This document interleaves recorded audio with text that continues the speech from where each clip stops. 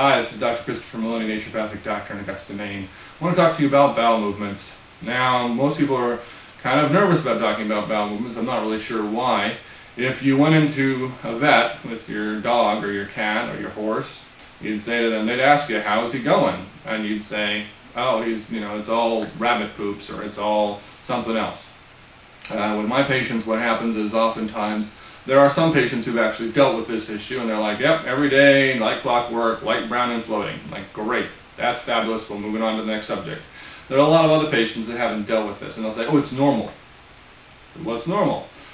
The conventional model of normal is anywhere within once a week. You could have a poop a week and nobody cares. And my answer is, wait a second, that's really not good. One of the things you look at that is like Parkinson's patients. 70% of them are chronically constipated for decades before they get Parkinson's. So you can say, well, the Parkinson's started early and they got constipated because of it. I'm like, well, yes, but then there's also just having been constipated for decades means that, and we're not making this one up. I mean, when you take meat and you set it inside a warm place for a week, and it doesn't come out, a large variety of things come off of that meat. Cadaverine, papain, a lot of compounds that are then very complicated and can actually rise up and hit that colon wall, which is a thin membrane and will be resistant, but can still pass up through some of those compounds. So when you actually have something fermenting in there for a week, it's likely that, one, it's fermenting with some really interesting bacteria that are then going to irritate your wall because you look like meat as well. And two, there's a chance that some of those byproducts are going to come back through and the body's going to have to deal with them. So there's another group of people who are fanatic and they say, well, you should go 3 times a day, no problem, every time you go to the bathroom, and I'm like, well, there's somewhere in the middle here, guys. There's some place that's a nice middle range where someone's going to the bathroom regularly and they're not having to use cathartic laxatives and they're able to go once a day. Most patients I know who have a problem have already resorted to the cathartic laxatives. They have used senna, rhubarb, cascara sagrada. These are things, cayenne pepper. These are things that will really irritate the bowel and force it to have you go bathroom.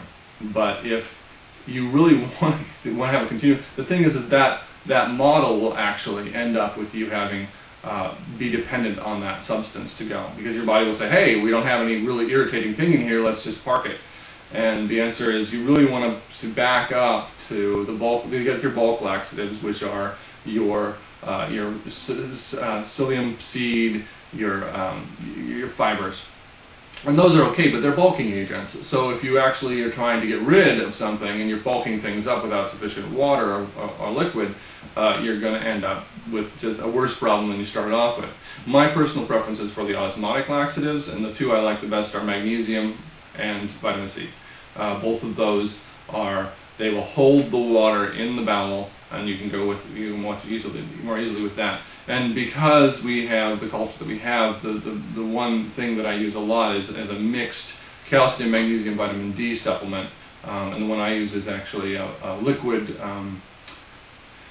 LIQU8 on Emerson's site, which you can get from my website.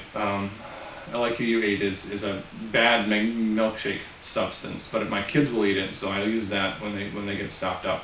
And the idea is that you've got something that you can take every day if you want to, that's actually helping you and supporting you in supplement fashion, and also the same way, actually keeping you regular.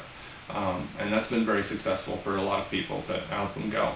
The idea is that simply that bowel movements are something that you should look behind you. I'm sorry, if you've gone to the bathroom, have a look behind you. If it's full of blood, you might want to go talk to your doctor. I have patients who never look, and I'm saying, look back. You need to look back, and it's really a personal check on how did I do today. Look, I didn't finish any of those fries. Okay, well maybe those aren't things I'm really able to eat.